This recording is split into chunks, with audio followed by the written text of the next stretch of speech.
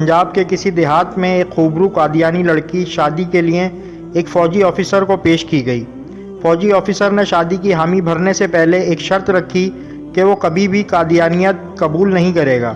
قادیانیوں نے اس کی شرط مان لی اور لڑکی فوجی آفیسر کے ساتھ روانہ کر دی۔ شادی کے بعد رشتے ناطے میں آنا جانا لگا رہا اور نرمی سے فوجی آفیسر کو مائل بھی کیا جاتا رہا۔ ایک دن قادیانیوں کے مذہبی رہنما تشریف فرما تھے اور انہوں نے فوجی آفیسر سے کہا کہ آپ مرزا غلام احمد قادیانی کو نبی نہیں مانتے، نہ مانیں، لیکن ہماری ایک بات قبول کیجئے۔ آپ استخارہ کریں کہ آیا نبی اکرم صلی اللہ علیہ وآلہ وسلم کے بعد کوئی نبی ہے یا نہیں، مرزا غلام احمد قادیانی سچا نبی ہے یا نہیں۔ فوجی کو زہر پلایا جا رہا تھا، مگر اسے پیتے ہوئے احساس تک نہیں ہوا کہ وہ زہر کا پیالہ چڑھا چکا ہے۔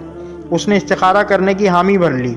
رات کو استخارہ کیا تو خواب میں نظر آیا کہ مرزا غلام احمد قادیانی نبی بنا ہوا ہے اور اس کے